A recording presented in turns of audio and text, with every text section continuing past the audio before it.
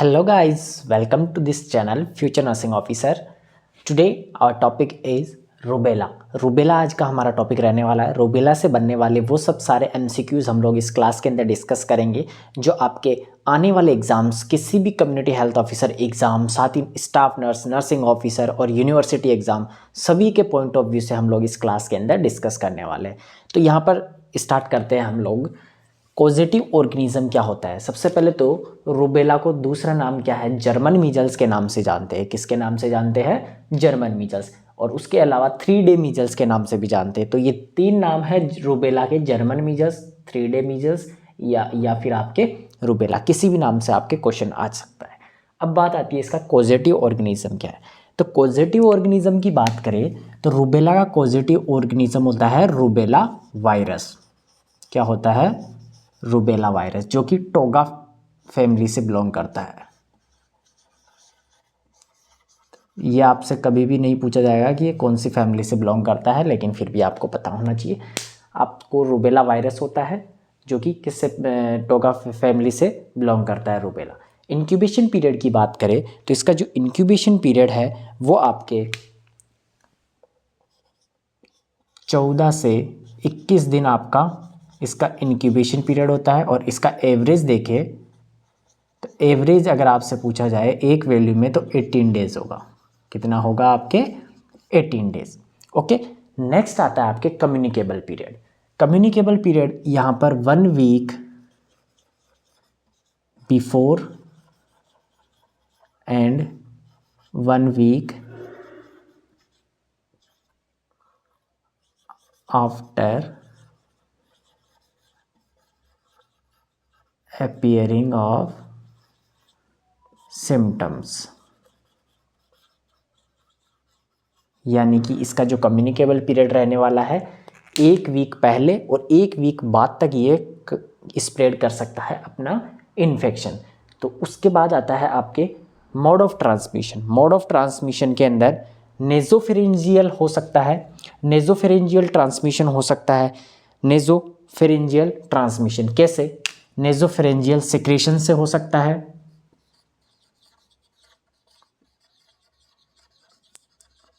Nasopharyngeal secretion.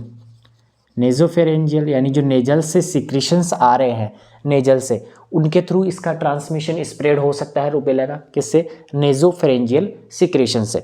इसके अलावा यहाँ पर आपका ट्रांसप्लेसेंटल भी हो सकता है। किससे हो सकता है? ट्रांसप्लेसेंटल। इसके अलावा ड्रॉपलेट से भी हो सकता है। इसके अलावा स्टूल से भी इसका ट्रांसमिशन हो सकता है। तो ये है कुछ ट्रांसमिशन जिससे कि मोड ऑफ ट्रांसमिशन एक जगह से दूसरी जगह तक ये वायरस जा सकता है। पोर्टल ऑफ एंट्री की बात करें तो इसका जो एंट्री है वो होता है आपके रेस्पिरेटरी सिस्टम से इसका एंट्री होता है। पोर्टल ऑफ एंट्री की बात करें तो इसका रेस्पिरेटरी, इसका पोर्टल ऑफ एंट्री है रेस्पिरेटरी सिस्टम। एज की बात करें तो जो रूबेला वायरस है वो मेनली अफेक्ट करता है 3 से लेके 10 साल के बच्चे को। किससे अफेक्ट करता है? जो 3 साल से लेके 10 साल के जो बच्चे होते हैं उनको ये अफेक्ट करता है। सीज़न की बात करें तो ये मोस्टली विंटर सीजन के अंदर देखने को मिलता है। किसके अंदर देखने को मिलता है? Winter season. एक बार वापस से रिवाइज हम लोग कर लेते हैं। German measles, 3rd day measles, causative organism rubella virus जो कि टोगा फैमिली से बिलोंग करता है। कॉजेटिव इंक्यूबेशन पीरियड की 14 से 21 दिन, इसका एवरेज 18 दिन हो गया।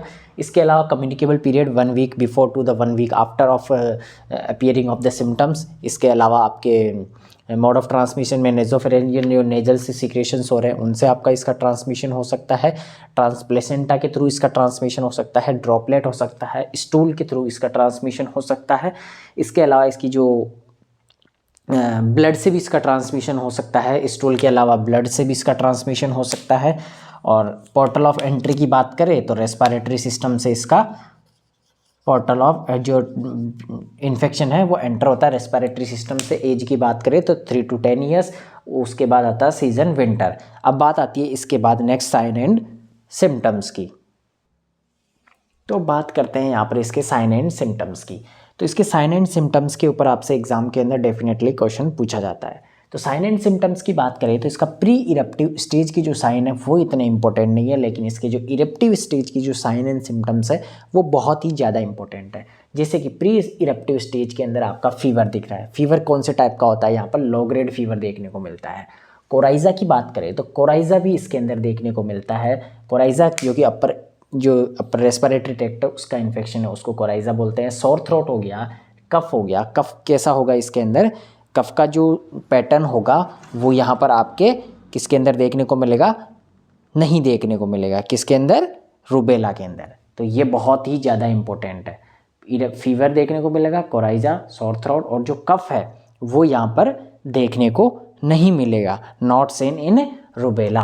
तो ये आपको ध्यान में रखना है। एक्सेप्ट के अंदर कभी भी आपसे क्वेश्चन पूछा जा सकता है तो कफ इसका साइन एंड सिम्टम्स नहीं होता है। इसके अलावा लिम्फेडिनोपैथी, लिम्फ के अंदर साइज बढ़ जाना, उसको लिम्फेडिनोपैथी बोलते हैं।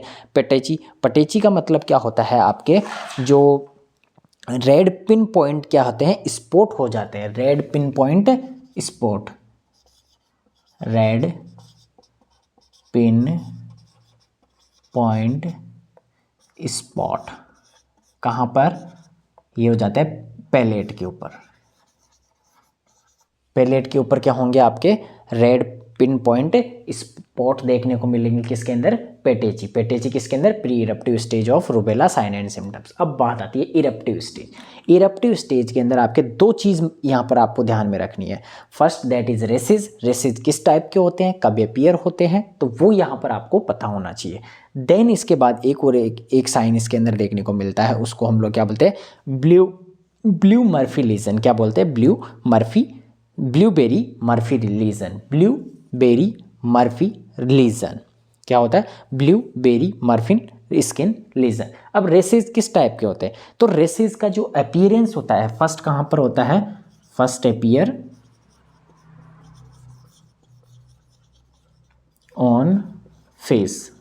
जबकि मीजल्स के अंदर क्या होता है, जो अपना ईयर है उसके पीछे अपीयर होते हैं। जबकि रूबेला के अंदर कहाँ अपीयर होते हैं, first appear on the face. Face के ऊपर सबसे पहले आपको रेसेस देखने को मिलेंगे। अब रेसेस का टाइप कैसा होगा, रेसेस का कलर कैसा होगा, उसके ऊपर भी आपसे क्वेश्चन पूछा जा सकता है।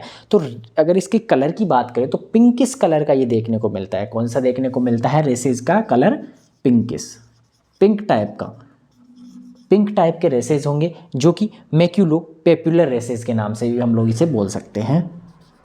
पिंकिश मैक्यूलो पेप्युलर रेसेस किस टाइप के होंगे, मैक्यूलो पेप्युलर रेसेस। इसके अलावा ये डिसअपीयर कब हो जाते हैं, तो रेसेस का जो डिसअपीयर होता है वो थर्ड डे हो जाता है।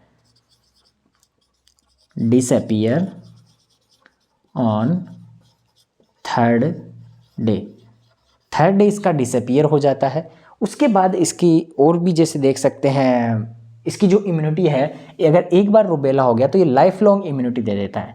क्या होता है, वन अटैक गिव्स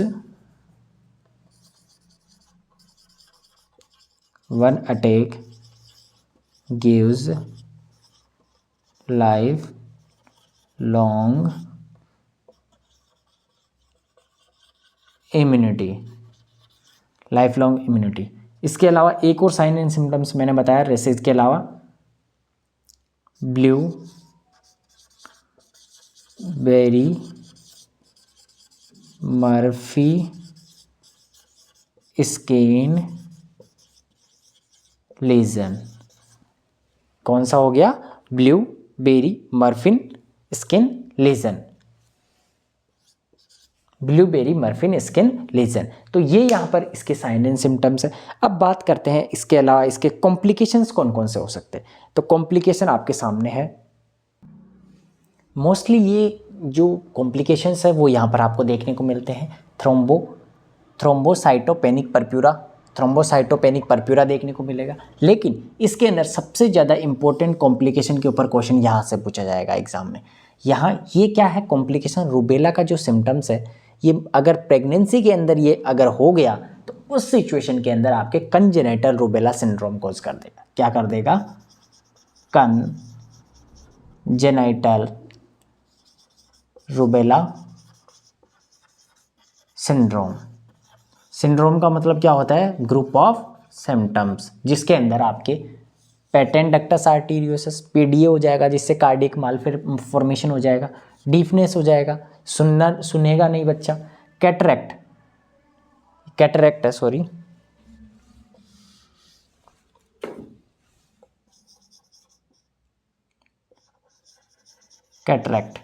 कैटरैक्ट हो जाएगा। तो ये क्लासिकल साइन पूछे अगर हम लोग इसका रूबेला के कॉम्प्लिकेशंस का, तो ये होगा कंजेनिटल रूबेला सिंड्रोम, जिसके अंदर पीडीए, डीफनेस और कैटरैक्ट आएगा। और उसके बाद आता है इसका कॉम्प्लिकेशन एंसेफ्लाइटिस ब्रेन का इन्फेक्शन हो सकता है। अब बात आती है इसके प्रिवेंशन कैसे करेंगे ताकि रूबेला हो ही ना। तो प्रिवेंशन के लिए हम लोग क्या देते हैं, एमएमआर की वैक्सीन देते हैं। एमएमआर की कंबाइंड वैक्सीन आती है जिसको स्ट्राइल वाटर के अंदर हम लोग डाइल्यूट करते हैं। 0.5 ml इसका क्वांटिटी रहता है और इसका जो रूट है वो सबक्यूटेनियस रहेगा। तो ये है इसके बारे में एमएमआर वैक्सीन के बारे में, जो कि सिंगल डोज दी जाती है स्ट्राइल वाटर के अंदर इसको डाइल्यूट करके। तो ये था आज का हमारा टॉपिक। अगर फिर भी इस टॉपिक से रिगार्डिंग अगर कोई डाउट रहता है, वैसे तो मैंने पूरा इसको कवर किया है और शॉर्ट एंड स्वीट वे के अंदर मैंने इसको एक्सप्लेन करने की कोशिश की है। फिर भी अगर आपको कोई डाउट रहता है तो आप कमेंट बॉक्स में डाउट पुट कर सकते हैं। वीडियो के डिस्क्रिप्शन के अंदर दिए हुए लिंक से आप व्हाट्सअप ग्रुप और टेलीग्राम ग्रुप से ऐड होकर मुझे डायरेक्टली व्हाट्सअप पर भी मैसेज कर सकते हैं अगर आपको कोई डाउट रहता है तो। ओके, इस वीडियो को लाइक ज़रूर कर दीजिएगा, चैनल को सब्सक्राइब कर लीजिए और वीडियो के डिस्क्रिप्शन के अंदर दिए हुए लिंक से आप जरूर ऐड हो जाइएगा व्हाट्सअप ग्रुप और टेलीग्राम ग्रुप में। Okay, thank you.